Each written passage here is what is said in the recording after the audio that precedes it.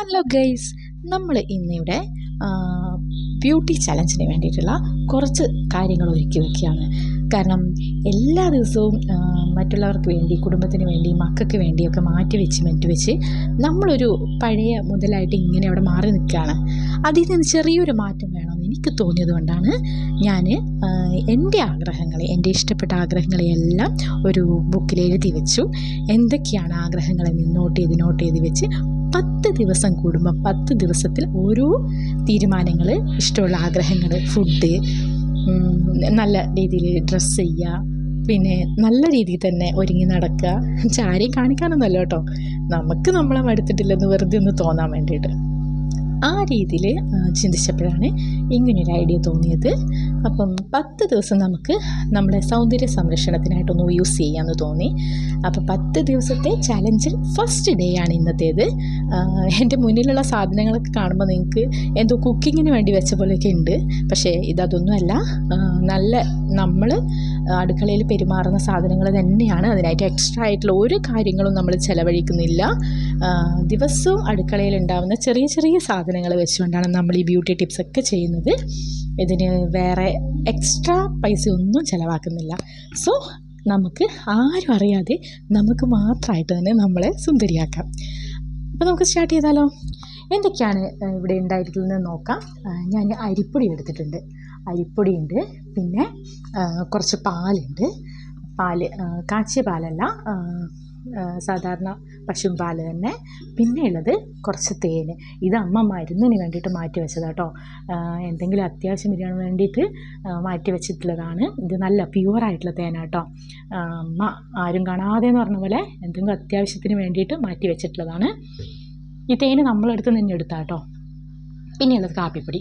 ഇത് ഞാൻ വയനാട്ടിൽ എപ്പാണ്ട് ടൂർ പോയ സമയത്ത് വാങ്ങിച്ച് വെച്ചതാണ്. ഇവിടെ ആരും കാപ്പി അധികം കഴിക്കുകയൊന്നുമില്ല കേട്ടോ, മീൻസ് കുടിക്കുകയൊന്നുമില്ല കേട്ടോ. അതുകൊണ്ട് കാപ്പിപ്പൊടി അങ്ങനെ തന്നെയുണ്ട്.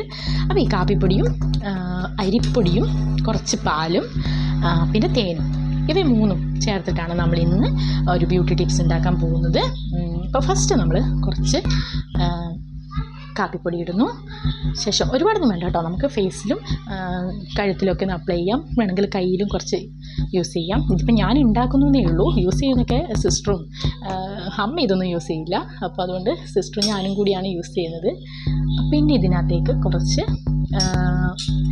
അരിപ്പൊടി ഇടുന്നു. ഇവിടെ പൊടിപ്പിച്ച പൊടിയാണ് കേട്ടോ, അതുകൊണ്ട് കുറച്ചും കൂടെ നല്ലതായിരിക്കും. ഓക്കെ, ഇതൊന്ന് മിക്സാക്കി, ഇത് നല്ല രീതിയിൽ മിക്സാക്കണേ.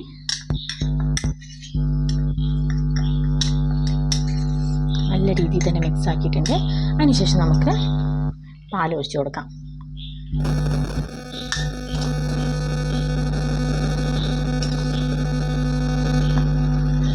എന്നിട്ടൊന്ന് മിക്സാക്കി കൊടുക്കാം. ഒരുപാട് വെള്ളമായി പോയിട്ട് അപ്പം അതിന് കണക്കായിട്ട് തന്നെ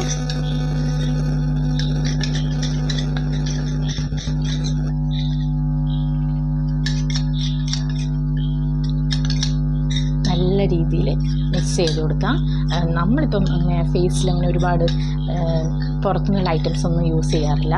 അപ്പം യൂസ് ചെയ്യാറില്ല എന്ന് പറഞ്ഞു കഴിഞ്ഞാൽ വലിയ പൈസയുമാണ്. പിന്നെ മാത്രമല്ല, എനിക്ക് സ്കിന്നിന് ഒരുപാട് പുറത്തുള്ള സാധനങ്ങളൊന്നും പറ്റില്ല കേട്ടോ. കുറച്ച് യൂസ് ചെയ്യുമ്പോൾ തന്നെ എന്തെങ്കിലുമൊക്കെ കുരുവൊക്കെ വരും. അതുകൊണ്ട് ആഗ്രഹിച്ചാലും അങ്ങനെ ഒരുപാട് സാധനങ്ങളൊന്നും യൂസ് ചെയ്യാൻ പറ്റില്ല. നമ്മളിങ്ങനെ തക്കാളി നീര്, എന്താ പറയണ്ടേ, കാപ്പിപ്പൊടി, അരിപ്പൊടി, ഈ വകയുള്ള ഐറ്റംസൊക്കെ വെച്ചിട്ടാണ് കല്യാണത്തിന് പോകുമ്പോഴോ അല്ലെങ്കിൽ നല്ലൊരു പരിപാടിയൊക്കെ ഉണ്ടെങ്കിൽ നമ്മളിങ്ങനെ എന്തെങ്കിലുമൊക്കെയാണ് ചെയ്യൽ. അതല്ലെങ്കിൽ പിന്നെ ചെറുപയർ പൊടി, അത് ഇടയ്ക്ക് യൂസ് ചെയ്യും. പിന്നെ ഫേസ് വാഷ് യൂസ് ചെയ്യാറുണ്ട് കേട്ടോ. ഫേസ് വാഷ് എവിടെയെങ്കിലും പോയിട്ട് വരികയാണെങ്കിൽ ഫേസ് വാഷ് യൂസ് ചെയ്യും. അപ്പോൾ ഇതിപ്പം റെഡി ആയിട്ടുണ്ട്.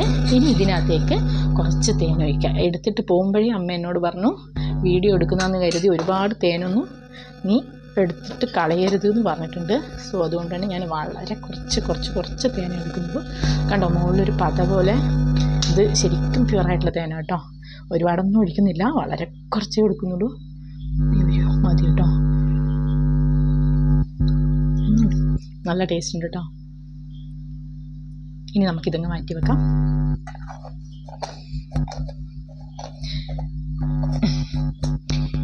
ഇനി തേൻ കൊണ്ടുള്ള ഐറ്റംസ് ഒന്നും ഉണ്ടാവില്ല കേട്ടോ. തേൻ അധികം എടുക്കരുതെന്ന് അമ്മ വാൺ ചെയ്തിട്ടുണ്ട്.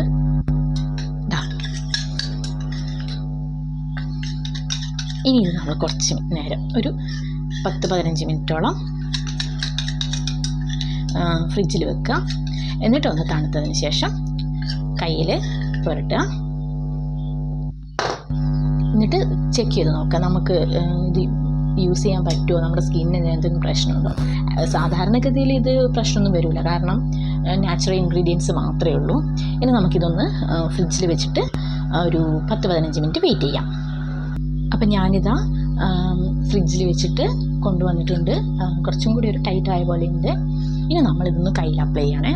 ഫേസ് കാണിക്കാൻ താല്പര്യപ്പെടാത്തതുകൊണ്ടാണ് കേട്ടോ ഇങ്ങനെ കയ്യിൽ മറ്റേ കാണിക്കുന്നത്. നമ്മൾ നന്നായിട്ടൊന്ന് റബ്ബ് ചെയ്യാം. നല്ല രീതിയിലൊന്ന് റബ്ബ് ചെയ്ത് കൊടുക്കുക. ഒരേ ഡയറക്ഷനിൽ റബ്ബ് ചെയ്യാൻ ശ്രദ്ധിക്കുക.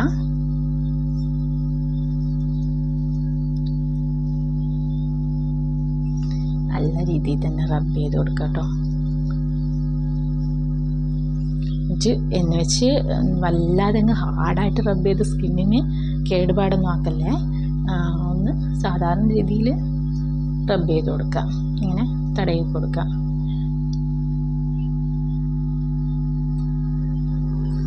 എന്നിട്ടൊരു 20 മിനിറ്റോ 30 മിനിറ്റോ ഒക്കെ ഒന്ന് ഇതിനെ ഉണങ്ങാനായിട്ട് വെക്കുക. അതിന് ശേഷം കഴുകിക്കളയുക. സാധാരണ വെള്ളത്തിൽ കഴുകിക്കളഞ്ഞാൽ മതി.